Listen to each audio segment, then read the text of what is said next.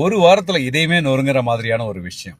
ஒரு தனி மனுஷியா ஒரு டாக்டர் 8 வருஷமா போராடி ஒரு தப்பான ப்ராடக்ட தப்பான லேபிள் இந்த நிறுவனம் வித்துட்டு இருக்கு அப்படிங்கறத விசில் ப்ளோயரா இருந்து ஒரு அவேர்னஸ் கிரியேட் பண்ணி ஸோ லாஸ்ட் வீக் தான் இவங்க விற்கக்கூடிய இந்த ஓஆர்எஸ் செல் வந்து ஓஆர்எஸ் கிடையாது, இது வெறும் சுகரி ட்ரிங்க் அப்படின்னு ப்ரூவ் பண்ணி எஃப்எஸ்எஸ்ஐ பேன் பண்றாங்க. அந்த விஷயத்தை கேட்ட உடனே அந்த அம்மா, அந்த டாக்டர் அம்மா அழுது வி ஓன் அப்படின்னு ஆனந்த கண்ணீர்ல சொன்னாங்க. And we have won it.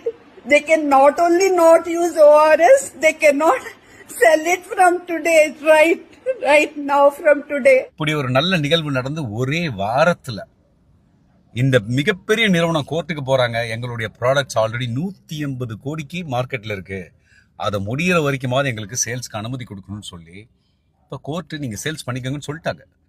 அந்த எஃப்எஸ்எஸ்ஐயோடைய பேனு இப்போ இந்த ப்ராடக்ட்டுக்கு இல்லை. இப்போ இந்த ப்ராடக்ட் நீங்க மெடிக்கல் ஷாப்ல போனா ஆப்பிள் படம் எல்லாம் போட்டு வரும். அந்த டாக்டர் அம்மா அவங்களுடைய முயற்சி பண்ணி ஒரு தப்பான ப்ராடக்ட் இருக்குங்கிறத நம்மளுக்கு ஐடென்டிஃபை பண்ணிட்டாங்க.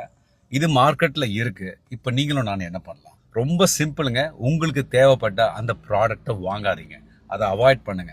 அது செல்ஃப் லைஃப் முடிஞ்சு அவனுடைய 180 கோடியும் அப்படியே காலி ஆகட்டும். ஏன்னா ஒரு தப்பான ப்ராடக்டை தப்பான லேபிள்ல வித்துட்டு அதுக்கு வந்து ஒரு நியாயம் கற்பிக்க பாக்குறாங்க பாருங்க. 180 கோடி ரூபாய் ஒர்த்து தான் உங்களுக்கு முக்கியம், ஆனா மனுஷனோட வாழ்க்கை முக்கியம் நினைக்கிறான் பாருங்க.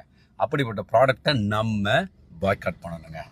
அதுதான் அந்த டாக்டர் சிவரஞ்சனிக்கு நம்ம பண்ணக்கூடிய ஒரு மிகப்பெரிய சல்யூட் அண்ட் ரெஸ்பெக்ட்னு எனக்கு தோணுது. நீங்க என்ன நினைக்கிறீங்கிறத கமெண்ட்ஸ்ல போடுங்க.